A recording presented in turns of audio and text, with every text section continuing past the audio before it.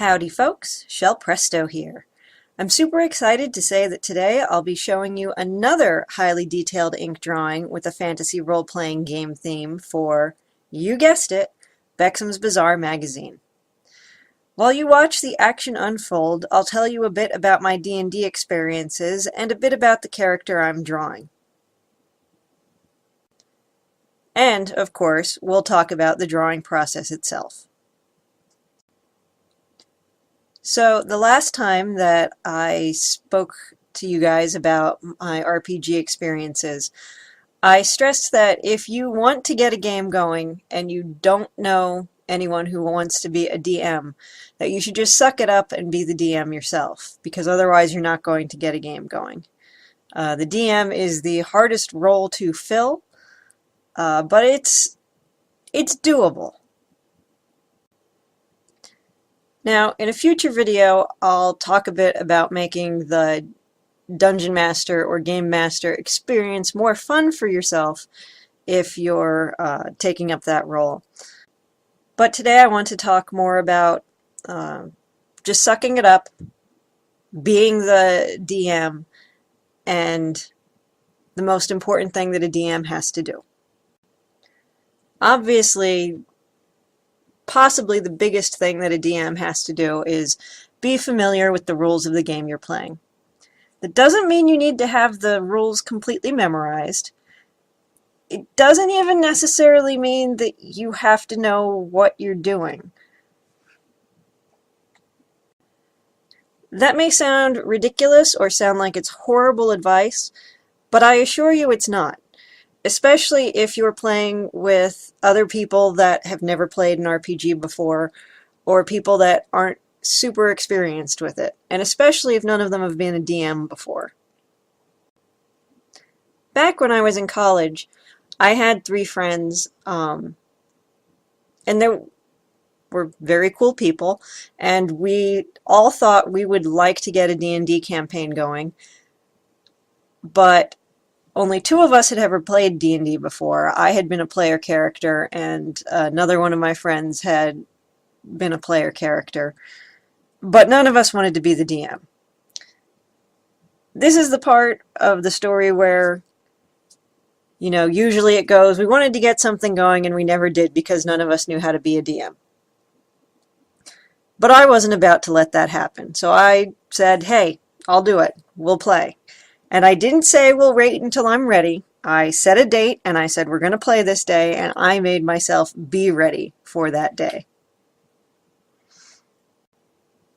I knew enough of the rules to get us through combat, and I even told the other person who had played D&D previously that, you know, if I forgot a roll or there was something that I should have rolled for or something, to just watch my back a little. I didn't let him see what was going on or give him an advantage over the players, but, you know, I told him, I'm new at this, guide me a little if you can. The best part is, if you're playing with a bunch of people that have never played before, they're not going to notice that you screwed up. The thing they are going to notice, though, and this is equally as important as being familiar with the rules, not knowing all the rules, but being familiar with the rules, is making sure the players have fun. Making sure the players have fun much more than, you know, memorizing the rules is the best thing you can do is be attentive to the players. You know, watch their faces. See, are they bored? Are they lolling? Are they looking like they want to be doing something else?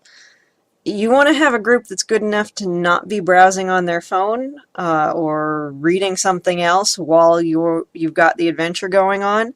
But if you've got good players that are normally attentive and they seem like they want to be checking their phone or something, you need to adjust. My very first session with them, we got into a fight with werebadgers. And the werebadgers weren't wiping the floor with the player characters, but the fight had been going on for 20 minutes. These weren't like the end-all be-all villains of the encounter. They were actually the first things they encountered when they went into the dungeon. So this was supposed to be the first of many fights. But the fight was going on past the 20-minute mark, and I could see on the players' faces that it was turning into a slog. The players were losing interest. The badgers still had like 2/3 of their health left. And I had used the monster manual and the recommendations in the monster manual for how many monsters to throw at them and what level the monsters should be in comparison to what level the characters were. So by the book, I was doing everything right. But this was just turning into a really long battle, and it wasn't an important battle.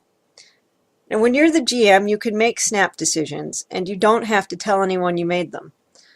So I just cut an extra 1/3 off the badger's HP, letting the battle end faster. Now, it's important to note that I didn't do that because one of the player characters was in peril. I didn't do anything that would affect the outcome of the battle, really. I had full confidence that they were going to kill the werebadgers. It was just taking really long and everyone was getting bored. And I really wanted in that first session for the player characters to accomplish something. You know, we had a couple hours to play. So I knew I could get them to a more interesting room in the dungeon and have something that piqued their interest and made them go, oh, this is exciting and I want to play again the next session. So that was more important to get them hooked on the game and excited for next week than it was for me to play by the exact rules and exactly by the book. It's very important to note that making sure that the players are having fun is not the same thing as making sure the players are winning or making sure that no one is in peril. Now, D&D can be a very brutal game. You can lose characters.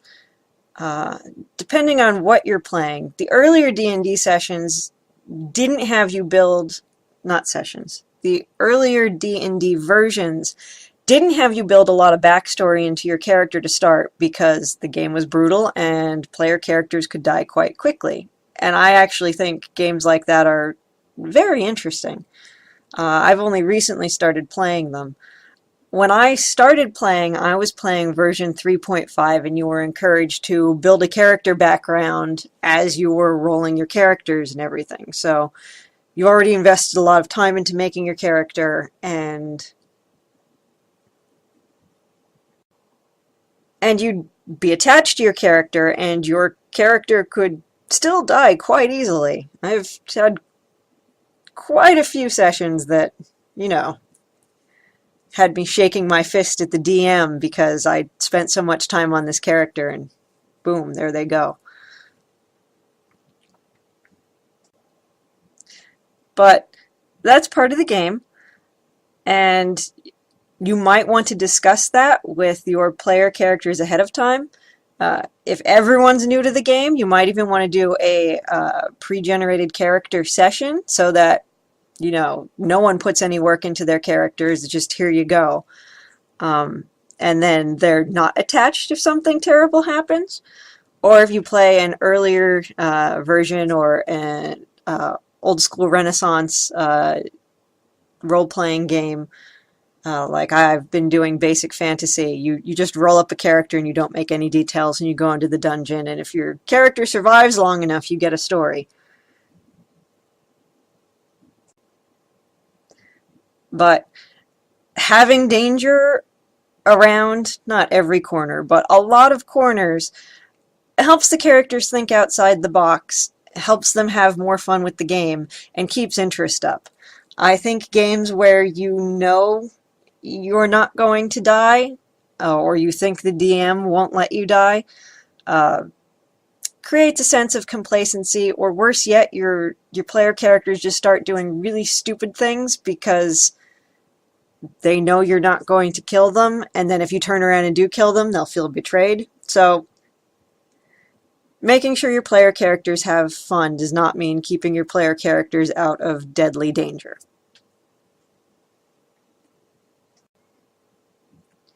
So there's my DMing advice for this video.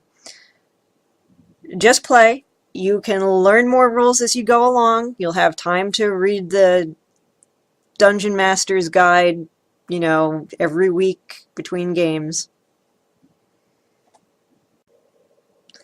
Watch the expressions and reactions of your player characters' faces. You don't need to be doing high art. You don't need to, you know, try to be entertaining, but just make sure that people are engaged and adjust your encounters or what you throw at them. Maybe what they find in a chest or on a monster, or whether an NPC shows up in the dungeon. Adjust your story just to keep them engaged. And if you can do that, then you can get a session going and you can play D&D with a group of people that are not experienced, and if you've never been a DM, then you can be a DM.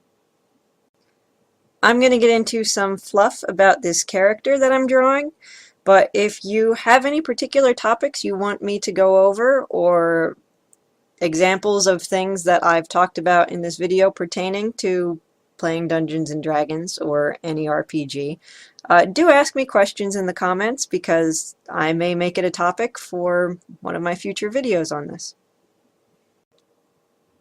So as you folks know, I like to give you some kind of character background or origin in these RPG style videos.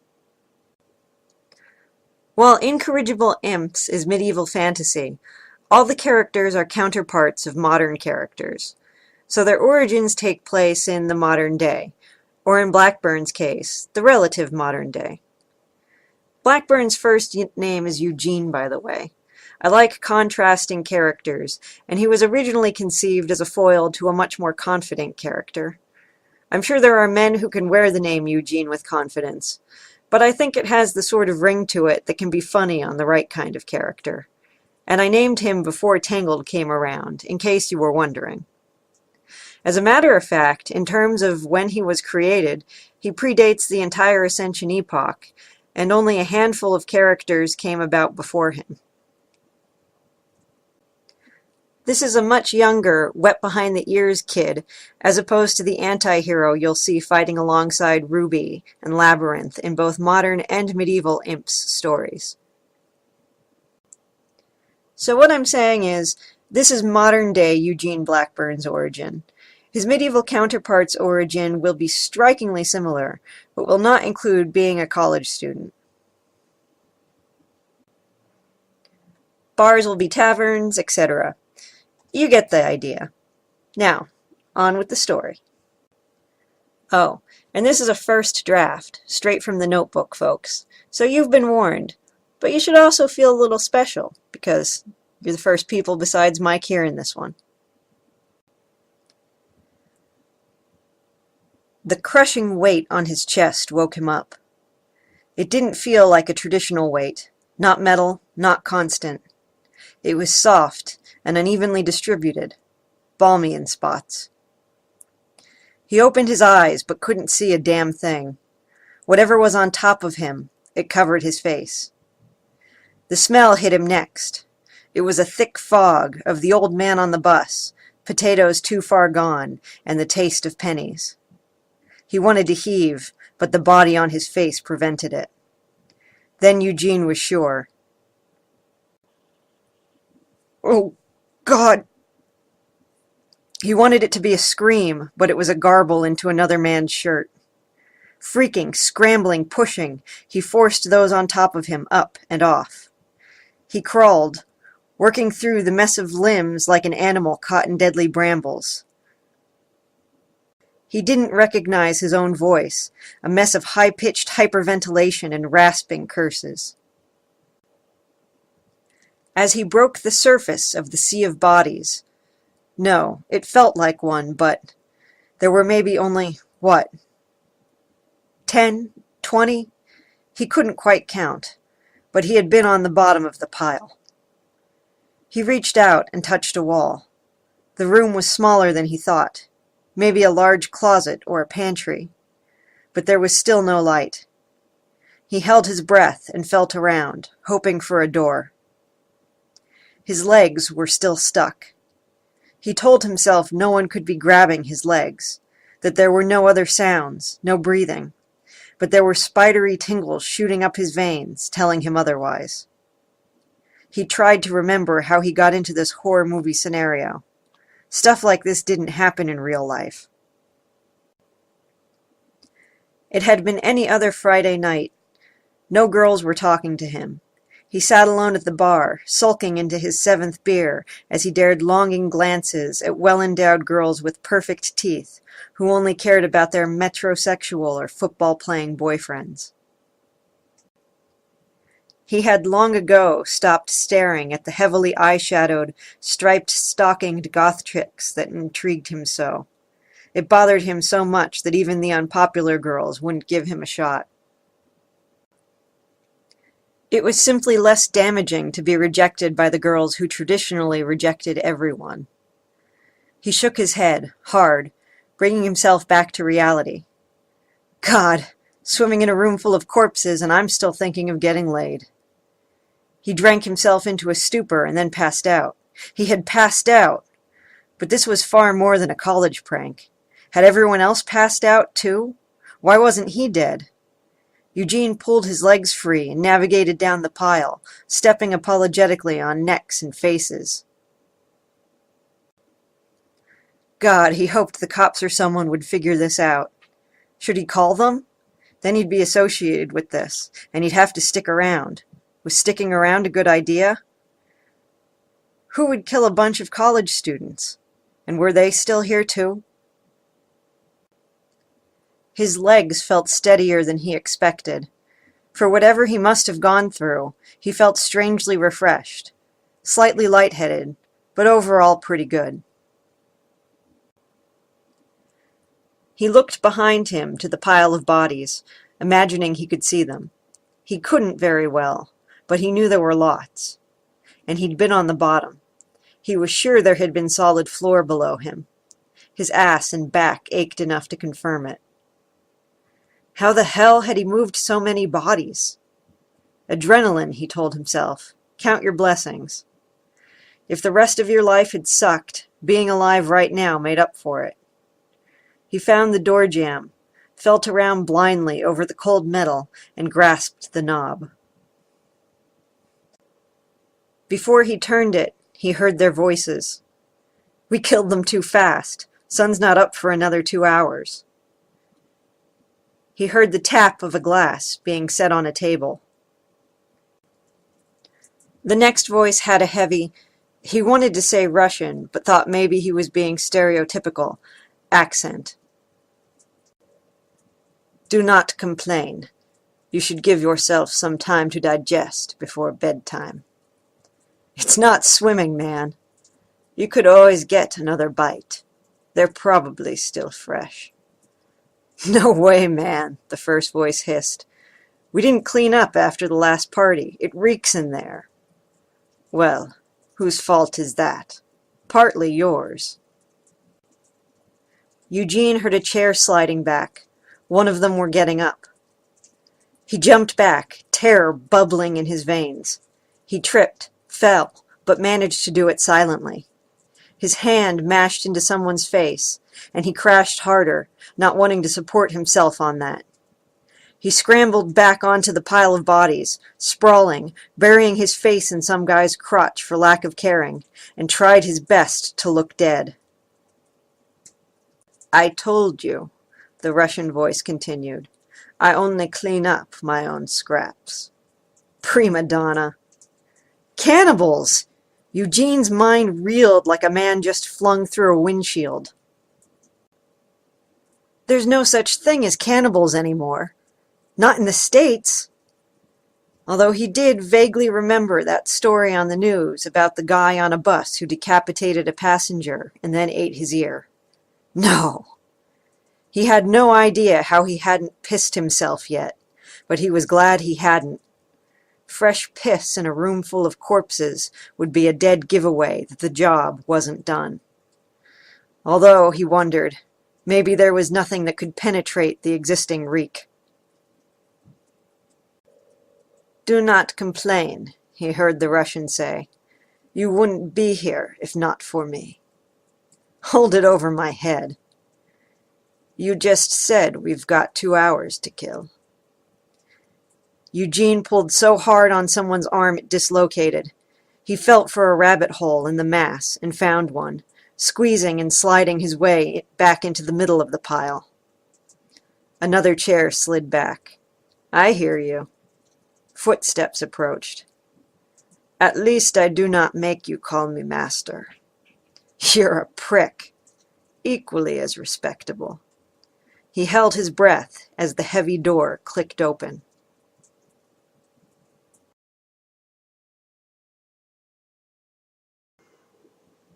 We'll end that excerpt right there. I certainly hope you folks enjoyed it. Do let me know in the comments. Or by liking and subscribing.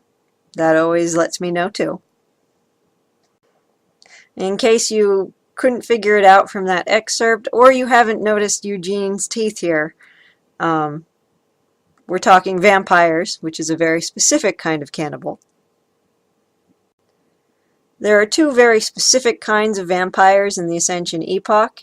If you'd like to know more about that, let me know, and I can make a video talking about how we handle those in our fiction.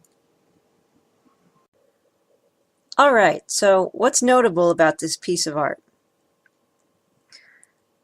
First off, it was ambitious. I really liked the idea of drawing a skeleton scattering apart when it got hit.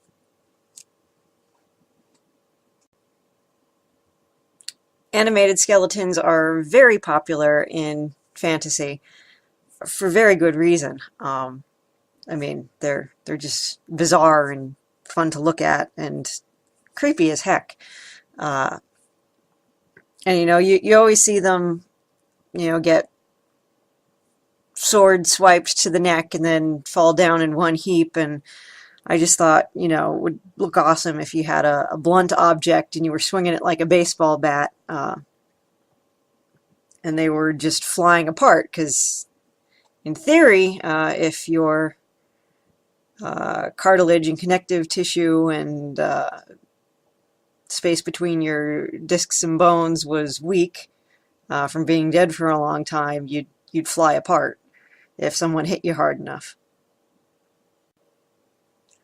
And Blackburn here is considerably stronger than the average human, so you know, he's the guy that could probably do it like that. And you know, I modeled this off of a baseball swing, but it became clear very quickly that because of all the various different bones flying in different directions, that it was going to get very busy very quickly. Everything radiates from the center point of where his arms are, so there's still unification in that, but they're sort of spiraling. You can see when I make the lines as to what direction they are going in and where they originate from. And that also gives the piece focus. I personally love the end result and the sort of frenetic energy you get from everything scattering in different directions, but I do feel like I ended up losing some focus. For example, I sketched out the figure entirely before I put the bones over top of it, because, you know, you render in fully what is in the foreground. In this case, the flying bones are in the foreground. But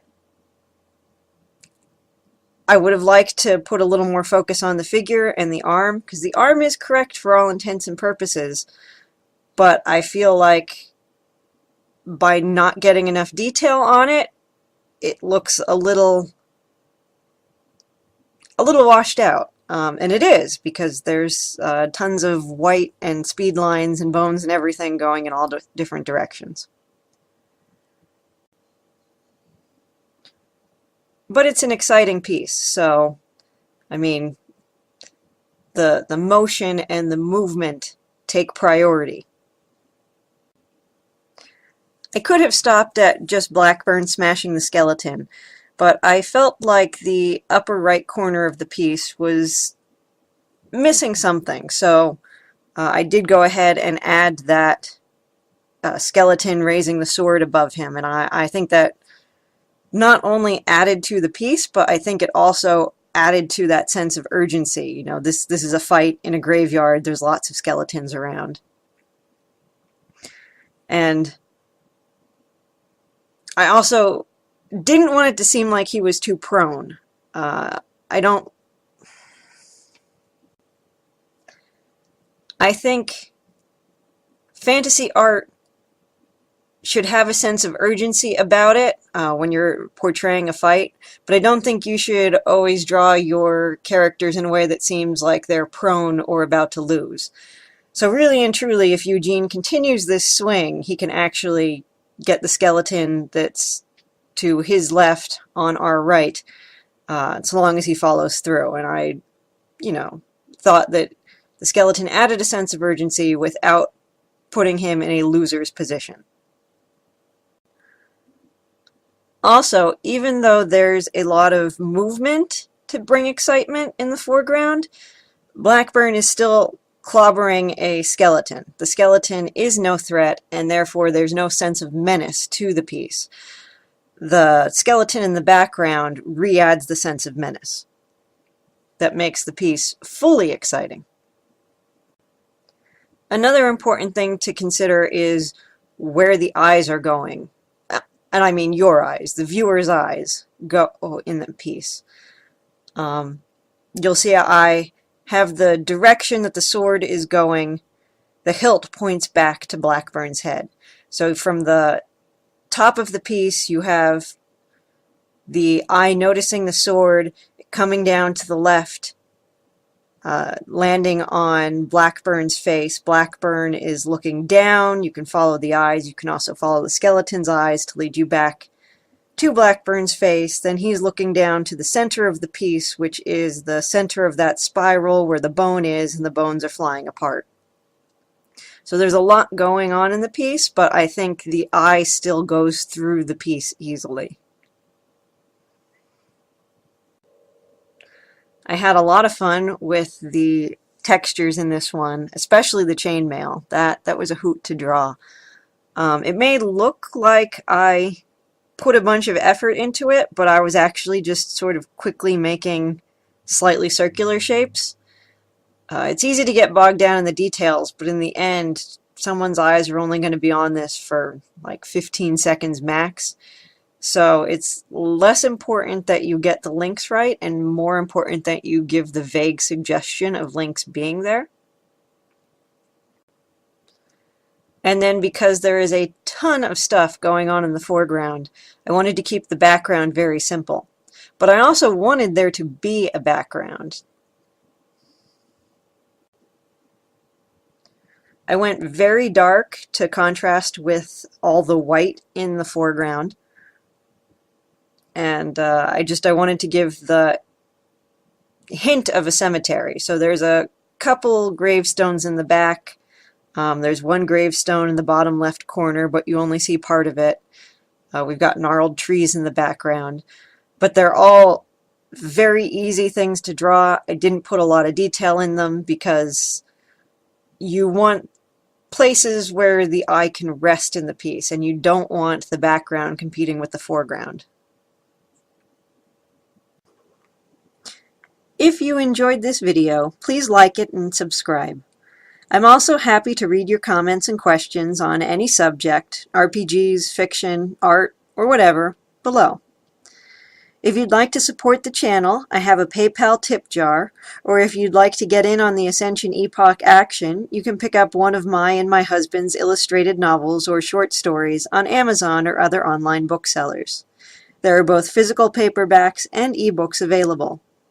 Eugene Blackburn does not yet appear in any of our books, but there's plenty of other paranormal heroes and villains in our action-packed stories. He does, of course, appear in the Imps comic strip that runs in Bexim's Bazaar, starting with issue number 5. Check the description for the corresponding links. Most of all, though, I hope you folks have an awesome day. Presto, over and out.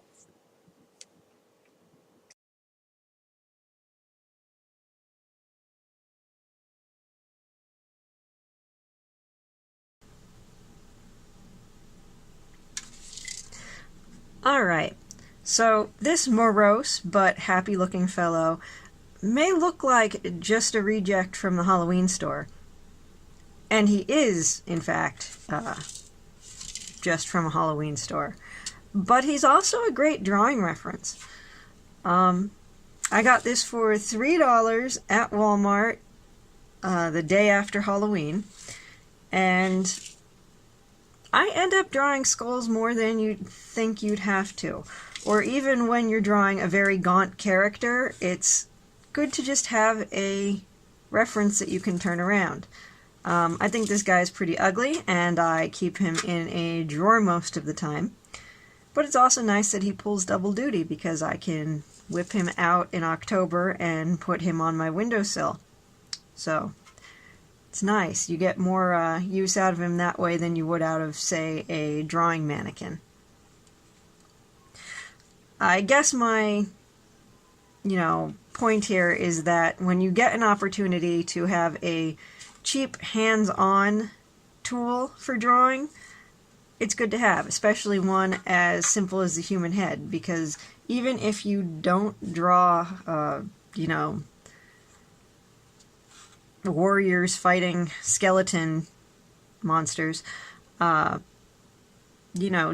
human head is something that we just draw a lot, and it may be morose, but looking at things like this can really help you improve your drawing and give you an idea of, where the bridge of the nose is, and how to draw cheekbones, and how many teeth are in the human mouth. So yeah, just something to look out for. Maybe, I know Halloween's a ways off, but you might want to keep your eyes open this year. I know this guy is. Presto, over and out.